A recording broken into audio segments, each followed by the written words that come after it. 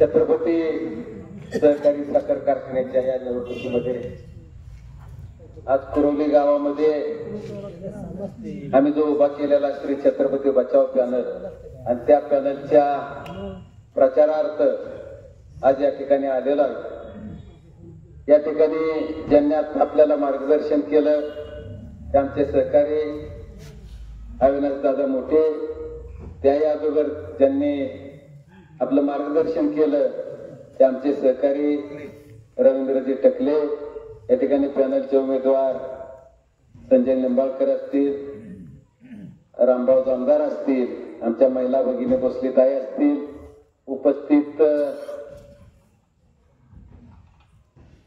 पवार साहेब असतील, संजय पवार असतील, जे या ठिकाणी आवर्जून उपस्थित राहिले ते या गावचे वैभव पैलवान नितीन माने असतील, उपस्थित आमचे सहकारी संभाजीराव कणसे असतील, बांदासभाऊ चव्हाण असतील, सपकळ तात्या असतील, रणमोडी सगळेच, म्हणजे जेवढे नावं घेऊन एवढी कमीच आहे। सगळे उपस्थित प्रिंट मीडियाचे आणि इलेक्ट्रिक मीडियाचे पत्रकार बंधू आणि माझा आवाज आपल्या सर्वांच्या माध्यमामधून घराघरामध्ये बसून ऐकत असणाऱ्या माझ्या श्रद्धेय बंधूंनो, तरुण मित्रांनो, मित्र, खरं तर छत्रपती साखर कारखान्याची निवडणुकी 10 वर्षांनी आलेली। मग ही निवडणूक पंचवार्षिक मानायचं का 10 वार्षिक मानायचं हा आमच्या पुढचा प्रश्न होता। कारण मागच्या, आताच मोठे साहेबांनी सांगितलं की मागच्या 5 वर्षापूर्वी इलेक्शन व्हायला हवं होतं, परंतु 5 वर्षापूर्वी इलेक्शन झालं नाही, ते आता 10 वर्षांनी होतंय। म्हणजे 10 वर्षांनी का होतंय तर आपल्याला सर्व ज्ञात आहे, काही लोकांना कोर्टाचा नाद होता, कोर्टामध्ये गेले, इलेक्शन लांबवलं आणि ज्या विद्यमान संचालक मंडळावर टीका करत होते त्या संचालकाला 10 वर्ष त्या ठिकाणी सत्तेची संधी मिळाली। खरं तर कायद्यामध्ये नियम असा आहे की आम्ही निवडून फक्त 5 वर्षासाठी जातो, त्याचं एक्सटेन्शन होत नाही। परंतु सहकारामध्ये कशा पद्धतीनं वागलं जातं, 5 वर्षासाठी निवडून आला, आम्ही शासनाला बंद पत्रक देतो की 5 वर्षासाठी आम्ही कारखान्याच्या 1 नया पैशालाही दोषीस लागून देणार नाही। पण आम्ही 10 वर्ष तिथं थांबलो का तर हे सगळं बंधून मिथून चाललं होतं। बघा, पृथ्वीराज बापू कोर्टात गेले, का गेले तर यातले जवळजवळ 15,000 सभासद काढून टाकायचे होते त्यांना। म्हणजे ज्या लोकांनी त्या कारखान्याला भाग भांडवल दिलं, ज्या लोकांनी आपल्या घरामध्ये परिस्थिती नसताना त्या कारखान्याला शेअर्स भरले, अशी लोक 15,000 जवळजवळ 5-50 कमी किंवा जास्त असतील, ही 15,000 लोक यांना काढून टाकायची होती। का काढून टाकायची होती की ज्या सभासदांना आम्ही साखरी सभासद, कुसळी सभासद म्हणून त्यांची अवहेलना करत होतो, या लोकांना यांना काढून टाकायचं होतं। आणि जर यांना काढून टाकायचं होतं तर यांनी माननीय हायकोर्टाने त्या ठिकाणी निकाल दिला की सभासद काढून टाकता येणार नाही। परंतु पुन्हा त्या समोरच्या पॅनलचा एक चेअरमन पदाचा चेहरा म्हणून अजितदादांनी पुढे आणला, ते पृथ्वीराज बापू जाचक सुप्रीम कोर्टामध्ये गेले आणि आजही बंधूंनो त्या सुप्रीम कोर्टामध्ये ती याचिका प्रलंबित आहे। मला अनेक गावागावामध्ये लोकांनी विचारलं की हे जवळजवळ 15,000 सभासदांची यादी तुमच्याकडे आहे का? साधं गणित सांगतो तुम्हाला, आज आपले सभासद मतदानास पात्र किती आहेत की 22,782 आणि यातले जर 15,000 सभासद काढले तर जवळजवळ 4, 4.5 ते 5, 4.5 म्हणता येत नाही म्हणून 4 ते 5 सभासदामाग 3 सभासद काढून टाकायचं षडयंत्र पृथ्वीराज बापूंनी आखलं। आणि म्हणून या गोष्टीला आमचा विरोध होता की ज्यांनी त्या ठिकाणी शेअर्स भरले, ज्यांनी अडचणीच्या काळामध्ये कारखान्याला मदत केली, हे सभासद काढून टाकले नाही पाहिजे, ह्या मताचा आम्ही त्या ठिकाणी होतो। आणि मग हीच भूमिका घेऊन या ठिकाणी पृथ्वीराज बापू कोर्टात गेले, पण त्यांना अजितदादांनी कोर्टात लावलं, ही गोष्ट समजून घ्या। कारण 10 वर्ष यांची लुटोपुटीची लढाई चालू होती, केवळ आमच्या सभासदाला गंडवण्यासाठी, आमच्या सभासदाला फसवण्यासाठी यांनी भांडणाचं नाटक केलं। आता बघा, 6 तारखेला मान्य पृथ्वीराज बापूंनी भावनगर कारखान्याच्या गेट समोर एक पत्रकार परिषद घेतली आणि या पत्रकार परिषदेमध्ये असंसदीय भाषेमध्ये ते या राज्याचे उपमुख्यमंत्री अजितदादांना बोलले. काय बोलले तर त्यातला थोडासा मजकूर मी सांगतो की अजित पवार सत्तेचा वापर करून या कारखान्याची निवडणूक जिंकतील, सत्तेचा गैरवापर करून जिंकतील. बघा तुमचं 5 वाजता 6 वाजताचं हे वक्तव्य आणि दुसऱ्या दिवशी त्यांनी नावाला सर्वपक्षीय मेळावा बोलावला होता आणि त्या मेळाव्याला अजितदादा त्या ठिकाणी आले. पण यांची रात्रीमध्ये मिटिंग झाली आणि 15 मिनिटाच्या मिटिंग मध्ये यांचं काय मनोमिलन झालं माहीत नाही. परंतु ही भांडणं बंधूंना दुटोपुटीची होती. आता नवऱ्या बायकोची भांडणं झाली तर ती मिटवायसाठी त्या बायकोची नणंद बोलवावं लागते, तिची आई बोलवावं लागते, शेजारणी बोलवावं लागतात, सासू सासरे सगळे येतात, तेव्हा ही भांडणे मिटत नाहीत अशी नाही. पण तुमची 15 मिनिटात 10 वर्ष तुम्ही एकमेकाला आरवच्या भाषेमध्ये बोलत होता, संसदीय भाषेमध्ये बोलत होता आणि तुमची 15 मिनिटांमध्ये भांडणं कशी मिटतात. आणि म्हणून या दोघांची ही नाटकं होती की छत्रपती सहकारी साखर कारखान्याच्या सभासदांना अशाच पद्धतीनं घडवलं. बरं यामध्ये आमच्या छत्रपती कारखान्याच्या सभासदाचा फायदा झाला का? नाही झाला. कारखान्यावर कर्ज किती आजही ती सांगत नाही. 3-3 वर्ष कारखान्याच्या जनरल मिटिंग घेत नाहीत, कारखान्याचा आवाज देत नाहीत. आम्ही काय समजायचं? हा कारखान्याची जनरल मिटिंग मध्ये कारखान्याच्या कारभाराचा एक अर्थ असतो. त्यामध्ये सभासदांना, सर्वसामान्य सभासदांना काही प्रश्न विचारायचा आणि त्यांनी केलेल्या कारभाराचा त्या ठिकाणी लेखाजोखा मांडायचा असतो. परंतु यांनी जनरल मिटिंग घेतली नाही. या कारखान्याचे चेअरमन म्हणजे आताचे चेअरमन प्रशांत काटे सांगत होते की पृथ्वीराज जाधव आम्हाला फोन करून सांगत होते की कारखान्याची जनरल मिटिंग तुम्ही घेऊ नका. म्हणजे यांची भांडणच नव्हती, फक्त एक विरोधकातला नेता या ठिकाणी तयार होऊ नये म्हणून एक सत्ताधारी आणि विरोधकामधला एक गॅप तो निर्माण करून काढायचं काम फक्त पृथ्वीराज जाधव करत होते. आणि यांच्याचमुळं या छत्रपती सहकारी साखर कारखान्याचं कर्ज वाढलं. बंधूंनो त्या ठिकाणी आपण बघितलं असेल, आपण सर्वजण भावनगर कारखान्यावर जातो. त्या नवीन विस्तारवाडीचा सांगाडा त्या ठिकाणी 4 वर्ष उभा होता का नाही? बघितलं ना आपण सगळ्यांनी. कारखान्याचं विस्तारवाढ ज्यावेळी झाली तर 4 वर्ष तो सांगाडा उभा होता, त्याचं फाउंडेशन आणि त्याला जो खर्च आला हा खर्च 40 ते 45 कोटी रुपये होता. बापूंना कोर्टाचा नाद का? तर हा विस्तारवाढ मी चेअरमन असताना व्हायला पाहिजे म्हणून त्यांनी तो थांबवला आणि कारखान्याच्या विद्यमान संचालक मंडळाला कोर्टात घेतलं आणि हा 4 वर्ष प्रकल्प रखडला. त्याचं व्याज आम्ही भरत होतो. जो 80-90 कोटीमध्ये हा विस्तारवाढ व्हायला पाहिजे होते, 80-90 कोटीमध्ये झाली नाही. त्याला जवळजवळ 150 ते 160 कोटीपेक्षा जादा खर्च आला. म्हणजे यांच्या हातापायी आम्हाला खर्च किती जादा आला? जवळजवळ 70 ते 80 कोटी रुपये आमचं छत्रपती सहकारी साखर कारखान्याच्या सभासदांचं गेलं. आणि बंधून हेच कर्ज छत्रपती कारखान्याला आजही मिळत नाही. पण एवढ्यावर हे थांबले का? तर हे कर्ज झाल्यानंतर बंधूंनो या ठिकाणी छत्रपती सहकारी साखर कारखान्यावर कर्ज किती आहे? आम्ही अनेक वेळा ह्यांना प्रश्न विचारतोय, सवाल विचारतोय, तुम्ही कर्ज सांगा. हे कर्ज सांगत नाही. बरं या ठिकाणी तुमच्या आमच्या ठेवी, त्या ठेवी 35 ते 40 कोटी रुपये छत्रपती कारखान्याच्या सभासदांच्या ऐच्छिक ठेवी आहेत. हे कर्जच आहे. कारण एखाद्या सभासदाने आता समजा या ठिकाणी बांधात जाऊन नाही, त्यांनी विचारलं त्यांचे 2 कोटी ठेव आहे, माझं पैसे मला माघारी द्या. तर कारखान्याच्या तिजोरीत पैसे शिल्लक आहेत का? शिल्लक नाही.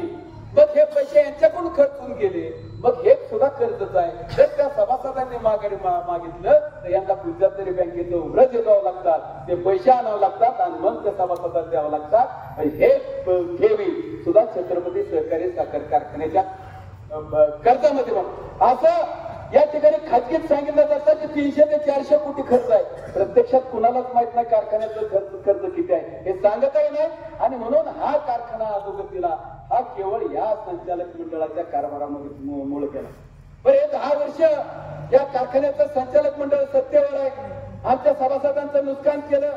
किती नुकसान केलं तर तुम्हाला सांगतो बंधूंना, आपले माळेगाव किंवा सोमेश्वर आपले शेजारचे सहकारी साखर कारखाने हे आपल्यापेक्षा 600 ते 700 रुपये भाव त्या ठिकाणी नेहमी सातत्याने देत होते. आणि जर 600-700 रुपयाचं नुकसान या ठिकाणी आमचं प्रत्येक वर्षी प्रत्येक टनाला जर होत असेल आणि 10 वर्ष विद्यमान संचालक सत्तेवर आहे. याही पूर्वी माननीय अजितदादा पवार साहेबांच्या नेतृत्वाखालचं संचालक मंडळ सत्तेवर असताना त्या ठिकाणी या 10 वर्षामध्ये साधारण प्रत्येक वर्षी सरासरीचं कारखान्याचं क्रेडिट 7 लाख मेट्रिक टन घडतं. तर 10 वर्षामध्ये हा आकडा जातो 70 लाख मेट्रिक टनाला. आणि कमीत कमी 500 रुपयाचं जर आपलं नुकसान झालं तर या 70 लाख मेट्रिक टनाला 500 रुपयाने चुकवलं तर याचा गुणाकार बंधून 350 कोटी येतो. म्हणजे आमचं 350 कोटी रुपयाचं नुकसान केवळ यांच्या कार्यक्षमतेमुळं छत्रपती सहकारी साखर कारखान्याच्या सभासदांचं झालं. आणि म्हणून आम्ही यांना सातत्याने विरोध करत होतो. हे नुकसान तुमच्यामुळं आमचं झालं. पण एक साधी गोष्ट, 350 कोटी रक्कम काय बारकी नाही. समजा आपला एखादा प्रवासी एसटीत चढतोय आणि त्याचा खिसा मारला, त्याच्या खिशात किती असतात पैसे? फार फार तर 2,000 5,000 फार फार तर 10,000. समजा त्या खिसे कापून त्या प्रवाशाचा खिसा कापला आणि तो खिसे कापून जर त्या प्रवाशाला सापडला तर ती सगळे प्रवासी मिळून त्याला मारतात की तू चोर आहे, तो आमचा खिसा कापला. अहो आपला 350 कोटी रुपयाचा खिसा यांनी मारला, यांच्या उदासीनतेमुळे गेला. आणि हे नेतृत्व माननीय अजितदादा पवार साहेब या संचालक मंडळाचं करत असताना बंधूंनो 350 कोटी रुपये काही लहान रक्कम नाही. मग आम्ही कुणाला मागायचं? आम्ही कुणाला दाद मागायची? आम्ही कुणाला प्रश्न विचारायचा की तुमच्या या कारभारामुळं आमचं 350 कोटी रुपयाचं नुकसान झालं. बंधूंनो असे अनेक कथा सांगता येतील की माननीय अजित पवार त्या 7 तारखेच्या मेळाव्यात म्हणले की उपस्थित त्यांचे संचालक मंडळ, खरं तर हे दादांचं सुद्धा चुकलं, कारण एवढं बोलायचं नसतं की काही एका सभासदांनी सांगितलं काही संचालक मंडळाने ऊस दुसऱ्या कारखान्यात घातला. तर दादा म्हणजे तुम्हाला लाजा वाटते त्या कार्य संचालक आपले तुमचे कार्यकर्ते त्यांच्यातून लाजा करतात, त्यांचे आबरू करतात आणि त्याच मेळाव्यामध्ये पृथ्वीराज बापूला चेअरमन म्हणून घोषित करता.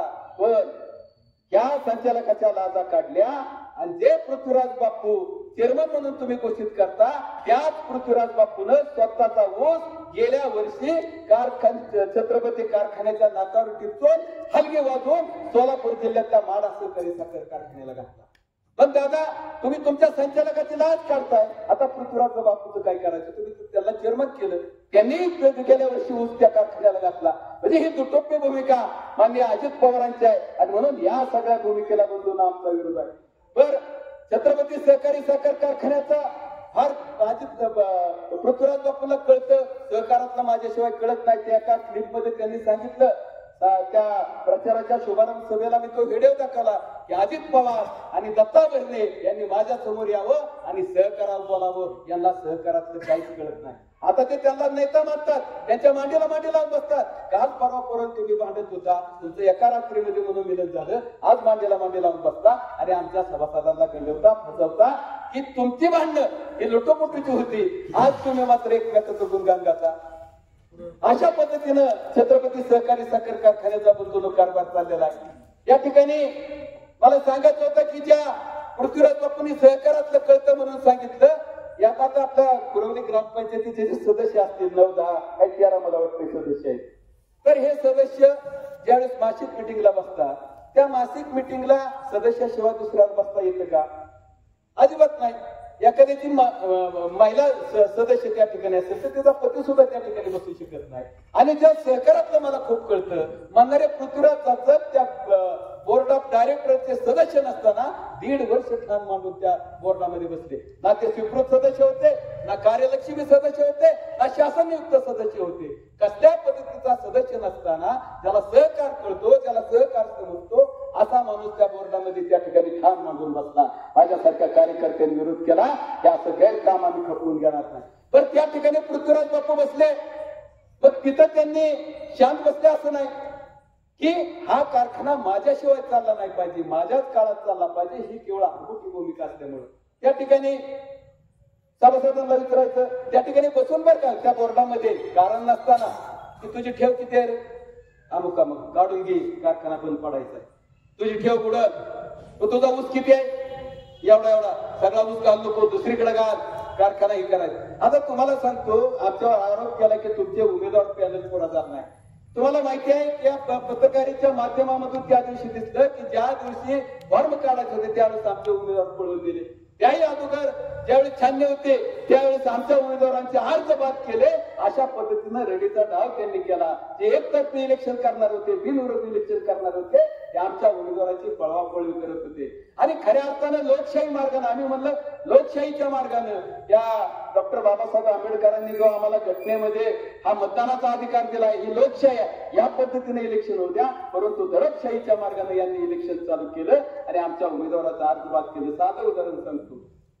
कायदा हा सगळ्यांना सारखा असतो. परवा सोलापूर जिल्ह्यातल्या त्या आदिनाथ सहकारी साखर कारखान्याची निवडणूक झाली.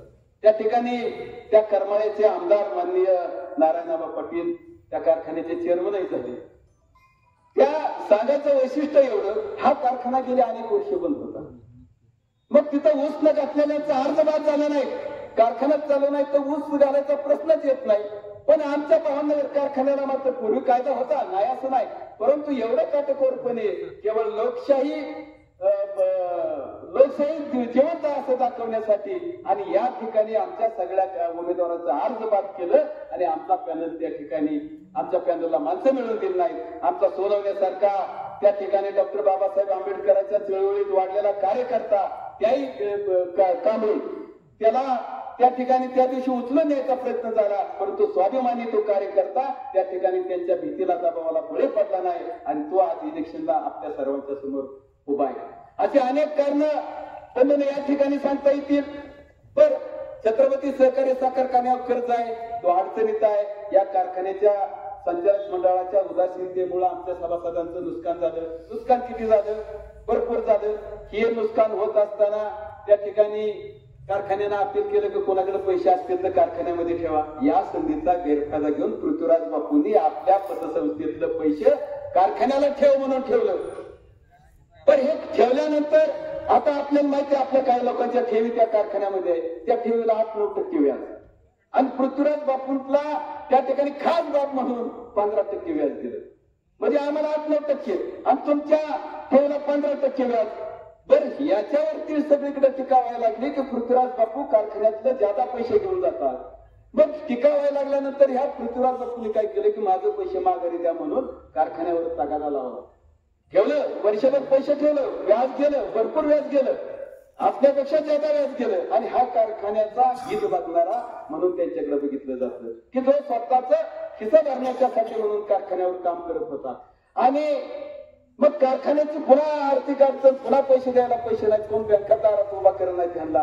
आणि म्हणून त्या ठिकाणी पुन्हा हे पैसे काढण्यासाठी पुन्हा पृथ्वीराज बापू नाद असल्यामुळे पुन्हा कोर्टात गेले. पूर्वीची लोक आम्हाला म्हणायची शाण्या माणसाने कोर्टाची पायरी चढू नये, पण हे पुन्हा कोर्टात गेले. कोर्टात जाऊन हे पैसे त्यांनी वसूल केले. आणि सांगायचं महत्वाचा, जे कोर्टाला खर्च आला, जो कोर्टाचा कोर्ट कचेरीला खर्च आला, हा खर्च सुद्धा छत्रपती कारखान्याकडून पृथ्वीराज बापूंनी भरून घेतला. आणि हा माणूस कारखान्याचा आमच्या हित बघणार आहे का? अशा अनेक प्रकार, अशा अनेक ठिकाणं या कारखान्याचा कारभार, गैरकारभार. बर, कारखान्याचा स्टोअर किती? आता जर एखादा म्हणजे संचालक निवडून आलं, त्याला 2 वर्ष 3 वर्ष त्या ठिकाणी सामान खरेदी करायची गरज नाही, एवढं स्टोअर त्या ठिकाणी भरून ठेवलेलं आहे. काय करायचं एवढं स्टोअर? त्या पैशाचं व्याज आम्ही भरतो. एकीकडे आम्हाला कामगारांना पगार द्यायला पैसे नाही, छत्रपती कारखान्याच्या ऊस उत्पादकांना द्यायला तुमच्याकडे पैसे नाही, आणि तुम्ही स्टोअर मात्र त्यामध्ये कमिशन मिळतं म्हणून ज्यादा मोठ्या प्रमाणात त्यांनी त्या ठिकाणी भरून ठेवलं. या गोष्टीला बंधून आमचा विरोध आहे. आता हे म्हणतात की ही कारखाना कशी चालवणार? आम्ही म्हणतो तुम्ही कसं चालवणार? तुमचा तर बघितला कारभार, आम्ही 10 वर्ष तुम्ही कारखान्याचं आमच्या वाटोळच केलं, कारखाना कर्जबाजारी ठेवला, कारखाना गोंधळात आणला, चालतो का ना अशी अवस्था करून ठेवली. आणि तुम्ही आम्हाला म्हणतात तुम्ही कसा चालवणार? आमचा प्रश्न आहे तुम्ही कसा चालवला कारखाना. आणि या ठिकाणी पुन्हा पैसे कुठून आणणार? आम्ही म्हणतो तुम्ही काय घरचं टाकणार आहे का? टाकायचं होतं तर 10 वर्ष तुम्ही झोपा काढत होता का? त्यावेळी पैसे टाकून तो हा कारखाना रोटीला आणायचा. आणि म्हणून बंधूंना चिंता करू नका, आमच्या पॅनलच्या पाठीमागे या कारखान्याचे माजी चेअरमन ज्यांनी 9-10च्या काळामध्ये की एक उच्चांकी भाव दिला, 2601 रुपया भाव दिला, त्यावेळी दादा गोलपाय त्यांनी शिक्षण संस्था चांगली चालवते, मूर्ती काका निंबाळकर. आणि याही पेक्षा यांनी सांगितलं की सरकार आमचं आहे. अरे आमचं नाही, या देशाचे सहकार मंत्री अमित शहा सहकार मंत्री आहेत ना. तुमच्यापेक्षा तर निश्चित त्यांची शक्ती मोठी आहे, पण ती राहू द्या. तुम्ही डेप्युटी सीएम आहे, आमचे सीएम आहेत ना. डेप्युटी सीएमला अधिकार ज्यादा काय सीएमला ज्यादा काय साधं गणित आहे. म्हणजे तुम्ही अशा पद्धतीने चुकीची दिशाभूल करताय. हे पैसे कुठून आणणार? अहो पैसे तुमच्या साधारण पीडीसी बँकेच्या ताब्यात आहे, नाही दिली. कारण आमचाच तिथं पैसा आहे, करोडपानी जनतेचा तिथं गोळा केलेला पैसा आहे, नाही दिली. तर हजारो कोटी रुपये त्या राष्ट्रीयकृत बँकेकडे पडून आहेत ना. पण पैसे काढताना सुद्धा एक आपल्याकडे म्हण आहे की अंथरून पाहून पाय पसरावं, की आमच्या कारखान्याचं नक्त मूल्य आता संपलं नाही. कर्ज आम्ही काढतोय, पण ते कर्ज फेडण्याची ऐपत साधारण आता या ठिकाणी एखाद्या शेतकऱ्याकडे 2 एकर जमीन आहे, तो कर्ज किती काढतो? 2 लाख, 4 लाख, 5 लाख, त्याच्यात 10 लाख म्हणजे शेंडीवलं पाणी गेलं. पण तो 25 लाख काढत असेल, 50 लाख काढत असेल, तर त्याची फेडायची ऐपत आहे का? आणि म्हणून कर्ज हे माफत असायला हवं. कर्ज द्यायला कुणीही तयार होता. तुम्ही असं समजू नका, काळ बदललाय, परिस्थिती बदलली आणि परिस्थितीच्या ओघामध्ये सगळं बदललेलं आहे. आणि म्हणून या छत्रपती सहकारी साखर कारखान्याच्या सभासदांनी निश्चय केलाय की 5 वर्ष हे या छत्रपती बचाव आम्ही हे कारखान्याचं ऑपरेशन करतोय, हे भ्रष्टाचार मुक्त मंडळी काढतोय. आणि यांनी सांगितलं की कारखाना यांना चालवायचं म्हणतं, नाही जमाय. काय झालं? एक 4 सूत्र आहेत कारखाना चालवताना. एक तिथं आता मी मागे सांगितलं की एवढा स्टोअर भरून ठेवला की 2 वर्ष गरजही नाही. पण तुम्ही तिथं काटकसर केली पाहिजे तेवढाच माल तुम्ही खरेदी केला, तुम्ही स्वच्छ कारभार केला पाहिजे, तुम्ही पारदर्शी कारभार केला पाहिजे. आणि सगळ्यात महत्वाचं सहकार चालवत असताना तो भ्रष्टाचार मुक्त कारभार केला पाहिजे. कारण आमचा शेतकरी तर हाताच्या फोडाप्रमाणे 18 महिने शेतामध्ये ऊस वाढवतो, जपतो, सांभाळतो, आमचं कुटुंब राबतं. आणि हा ऊस आम्ही आमच्या कारखान्याला घालतो. त्या शेतकऱ्यांच्या कष्टाचं त्या ठिकाणी चीज व्हायला पाहिजे होतं. कारण आपल्या अनेक अपेक्षा असतात की आपली मुलं बाळ शिकावी, त्यांचं चांगले शाळेमध्ये शिक्षण व्हावं, चांगलं घरदार असावं, गाडी घोडा असावं. हा अपेक्षा बाळगतो नाही. आम्ही भीक मागत नाही, त्या ठिकाणी आमच्या घामाचं दाम मागतो. आणि म्हणून हे घामाचं दाम आपल्याला मिळवून द्यायचं असेल, छत्रपती सहकारी साखर कारखान्याच्या सभासदांचं या ठिकाणी पूर्वीचं गतवैभव याला प्राप्त करून द्यायचं असेल तर बंधूंना बदल ही काळाची गरज आहे. आणि म्हणून आम्ही एक किटली चिन्ह घेऊन आपल्या सर्वांच्या समोर आहे. मला खात्री आहे, मला आशा आहे की संपूर्ण गावागावामध्ये जातोय, कारखान्याच्या सगळ्या परिसरामध्ये जातोय, बदलाचं वारंही वाहतोय. कारण यांनी आमची टिंगत केली, तुम्ही मुक्तपणे भ्रष्टाचार केला, तुम्ही कारखान्याचं वाटोळ केलं, कारखान्यावर प्रचंड कर्ज केलं. हे सभासदांना आमच्या पटलं नाही. आम्ही बघत होतो, साक्षात बघत होतो. अहो जनरल मीटिंग मध्ये या ज्या पृथ्वीराज बापूंनी विरोधक म्हणत होते, कधी एक भ्रय शब्द काढला नाही, कधी या कारखान्याच्या संचालक मंडळाचं गैरकारभाराचं वाबळे काढलं नाही. त्या ठिकाणी आम्ही बोलत होतो. आम्ही बोलत असताना आमच्या अंगावर अनेक गुंडांनी हल्ला केला. आम्ही मिटलो नाही का? तर या सभासदांचं कष्ट आहे, त्या कष्ट वाया गेलं नाही पाहिजे, त्याच्या घामाचं दाम त्याला मिळलं पाहिजे, ही भूमिका घेऊन आम्ही त्या ठिकाणी ठेवलं. आणि म्हणून कारखाना चालवणं सोपं आहे. यांनी फक्त भाव केला आमच्या शिवाय चालतो. कारण नाही चाला का? तुम्ही कुठलं शिकून आला का? कुठलं शिकून आला तुम्ही? आणि म्हणून हे सर्वसामान्य आमच्या पूर्वी कैलासवासी माणिकराव दत्तपती त्यांनी कारखाना चालवला. याहीपेक्षा कैलासवासी मारुतराव चोपडे होते, उत्तम कारखाना चालवला. आमचे त्यावेळेचे मार्गदर्शक माननीय कैलासवासी राजेंद्र कुमार गोदम साहेबांनी अतिशय चांगल्या प्रशासनात धाक असणारा माणूस त्या ठिकाणी होता. यांनी सगळं कारखाना चांगलं चालवलं. आणि म्हणून कारखाना चालवणं ही काय अवघड गोष्ट नाही. फक्त तुम्ही भाव करू नका. आणि येत्या निवडणुकीमध्ये या आमच्या सगळ्या 15 उमेदवारांना तुम्ही विजय करा ही अपेक्षा बाळगतो. आम्ही निश्चित खात्री देतो की आम्ही कारखान्याच्या सभासदांना चांगला भाव देऊ, कारखान्याच्या गाळप क्षमतेमध्ये वाढ करू आणि सभासद आणि कामगारांचा समन्वय ठेवून अतिशय चांगल्या पद्धतीने हा कारखाना चालवल्याशिवाय स्वस्त बसणार नाही. फक्त तुम्ही 5 वर्ष हा कारखाना चालवण्याची संधी आम्हाला द्यावी अशी अपेक्षा व्यक्त करतो. आपण या ठिकाणी आज फार मोठ्या संख्येनं एवढा उशीर होऊन उपस्थित राहिला त्याबद्दल सर्वांचं आभार मानतो आणि माझं 2 शब्द संपवतो.